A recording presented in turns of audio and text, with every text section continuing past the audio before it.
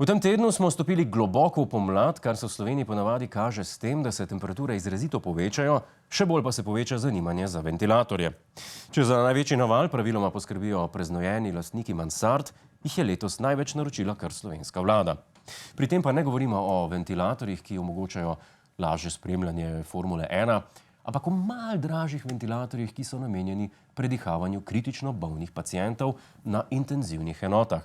In tako kot obupan prebivalec mansarde, se je tudi vlada pred nakupom najprej posvetovala s strokovnjaki, pa je pa kupila tistega, ki je bil najlepše barve. 13 so jih ocenili kot primerne, a sporni Sirius Meter 30 bi potreboval dodatno opremo, slišimo danes na uradni novinarski konferenci vlade. V primerjavi z drugimi ventilatorji ima veliko teh opcij, torej modusu predihovanja opcionalno, torej bi bilo treba te dodatne opcije še dokupiti. Ja, strokovnjaki so mnenja, da so sporni ventilatorji popolnoma funkcionalni, če dokupiš še kompresor in blažilec zraka. Ker se nas večina ne spozna na medicinske ventilatorje, bomo probali to razložiti na enem malo bolj slovenskem primeru.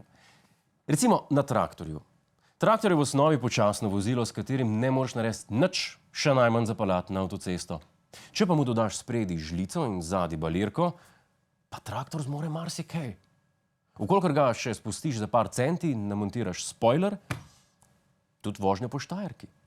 In podobno je z ventilatorji, ki jih je Sloveniji dobavilo podjetje Gene Planet, ker pa izbira ni bila najbolj racionalna in še manj v skladu s priporočili strokovne komisije, je moral gospodarski minister Počivalšek podati razlago, zakaj je navijal ravno za to podjetje.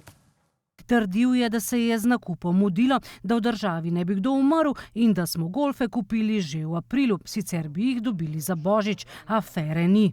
Jaz tukaj ne vidim dobene afere, jaz tukaj vidim odlično opravljeno delo.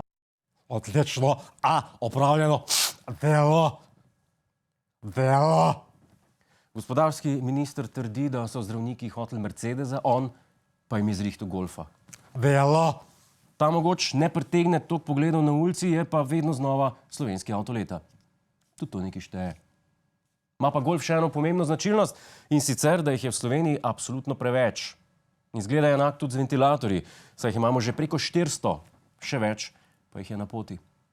Na ta način pridemo do številke 570, kar krepko presega število razpoložljivih intenzivnih postelj in verjetno tudi ustreznih priključkov za kisik v slovenskih bolnišnicah. Je bilo pa odlično opravljeno delo. Po domače povedano, z ventilatorji je bilo na začetku epidemije enako kot z WC papirjem. Kupili smo mnogo več, kot smo dejansko rabili. K sreči. Vlada pa se je pri tem morala odločiti, a naroči 4-slojni papir, ki ga prejme decembra, ali pa se takoj zadovolji z navadnim dvoslojnim. Tako bom rekel, ko ni sile, lahko kompliciraš in zbiraš še barvo in vonj. Ko pa je sila, boš pa ponudil tudi tistega, ki zgleda kot šmirgl papir. Ker imamo zdaj dovolj, bo država obdržala le 90 spornih ventilatorjev, preostanek pa vrnila podjetju Gene Planet. Kaj se vsem skupaj mislijo zdravniki, pa lahko sklepamo po prenovljenih varnostnih tavlah v kliničnem centru. Domnevne nepravilnosti pri naročanju so zmotile tudi bivšega premierja in trenutnega vodjo opozicije Marjana Šarca. Predvsem pa ga je zmotilo dejstvo, da so se v postopek nabave vmešavale nepooblaščene osebe. Danes smo videli, da je tudi žal tudi soproga predsednika vlade pisala maile. Ne vem, a si predstavljate, recimo moja žena dela v šolstvu, da bi, če bi bil predsednik vlade, pa pisala maile, okoli katero podjetje ima najbolj ugodno pisarniško opremo oziroma šolske učbenike in druge zadeve. Jaz si tega ne predstavljam. Marjan Šarec je torej mnenja, da se žena premierja Janše, kljub temu, da je zdravnica, ne bi smela vpletati v vladne nabave medicinske opreme. Oziroma, z besedami Serpentinška, baba ne vstaja v kuhinji, bebo boga! Hej, to je naš YouTube kanal, klikni na ta gumb in se naroči, da boš na tekočem. Polajkaj pa nas tudi na Facebooku in na Twitterju, pa na ulici, pa na kakšnem javnem WC-ju.